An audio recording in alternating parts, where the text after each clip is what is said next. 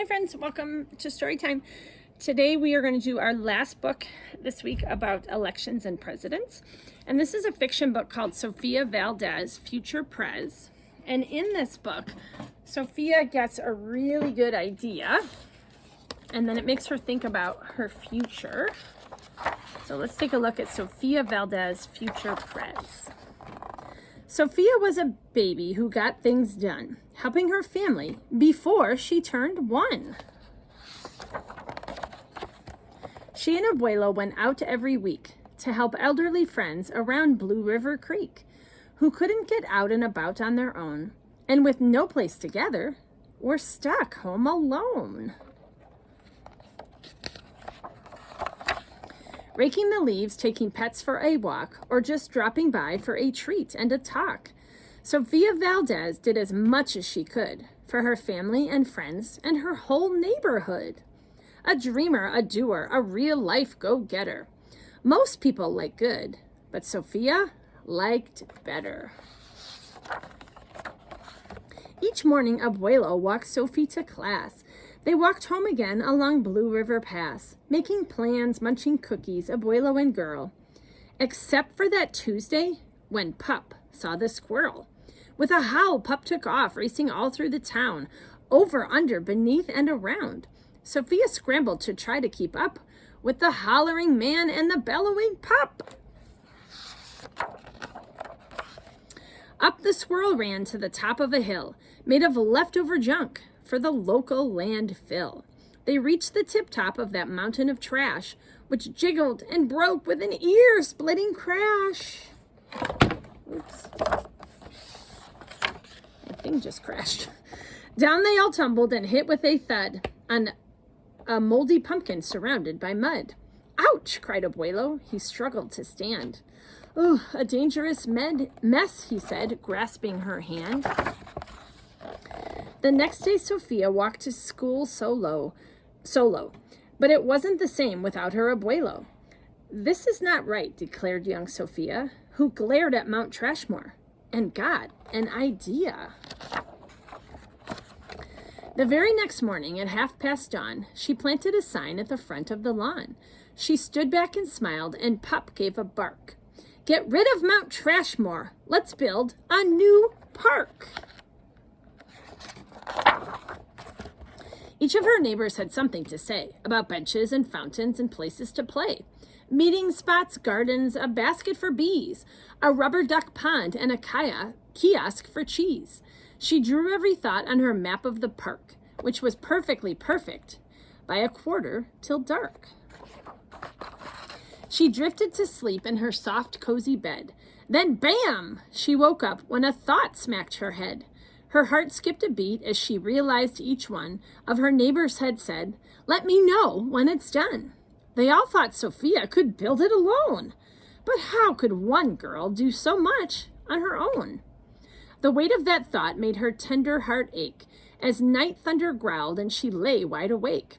Then dawn brought a storm and the gloomy sky wept, and the heartsick Sofia finally slept.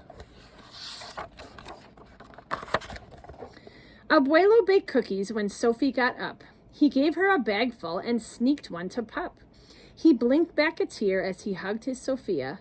For courage, he whispered, Te amo, mi vida. Sofia's knees wobbled. She felt weak inside. She looked at his ankle and quite nearly cried. Though she didn't feel brave or courageous at all, Sofia Valdez went to face City Hall. This is the library and that's City Hall. Look at how small she is at the bottom of the steps there. She has to be super brave to go inside. The mayor's office sent her to room 401, the Blue River Creek Department of Fun, which sent her downstairs to room 302, the office of duck ponds and cool things to do. The office of monkeys, the department of cheese, the division of fountains, and the meeting of bees. Then down to the basement, so musty and cramped, where all the town's papers were sorted and stamped. And that's where the clerk said what no one else did. You can't build a new park. You're only a kid. The words smacked Sofia deep down in her heart. Her plan was kiboshed before it could start. "I think," said Sophia, "I think that law's wrong." But her second grade voice didn't sound very strong. The clerk said, "Clearly, it cannot be done. Do you have any questions?" Sophia said, "One. If you were me, and I was you, and he was your grandpa, what would you do?" Well, said the clerk, then she said nothing at all. She thought and she thought, then she sent out a call to every employee throughout City Hall. The entire government of Blue River Creek crammed into the office to hear Sophie speak. But her words jumbled up and her cheeks turned bright red as a dozen emotions rushed into her head. Her heart beat so loudly she thought it would crack. The crowd leaned in closer. Sophia leaned back. Then her arm brushed the edge of the old cookie sack. And that was the moment when Sophia first knew being brave means doing the thing you must do, though your heart cracks with fear, though you're just in grade 2. She took a deep breath, looked the mayor in the eye, and though her knees wobbled, she held her head high. Sophia started talking. She spelled out her plan and why it all mattered and how it began. And once she got rolling, she had lots to say about meeting spots, monkeys, and places to play, and other ideas for things they could do to help the town elders and other folks too. She had thoughts on the library, thoughts on the zoo, and perhaps a way to combine the two. And... "All right," cried the mayor, "go start a petition. If the town wants a new park, we'll form a commission." And so young Sophia got right to work with some help from her family and pup and the clerk. Here it says, "Let's build a park for everyone, sign our petition, and bark for parks." Then others joined in, not all but a few, like Miss Lila Greer and the kids in grade 2. There were hearings and surveys and taxes to figure, then bulldozers, cranes, and a blue bigger digger. They all built that park. That's how it got done, with the hard work of, by, and for everyone. But it began with the dream of one person, just one, who laced up her shoes and then led the way to help Blue River Creek get a new place to play. Now, every evening till long after dark, the town comes together at Citizens Park. They all hold this truth to be self-evident, that Sofia Valdez could grow up to be president. Until then, Sofia, that real-life go-getter, helps Blue River Creek get better and better. The end.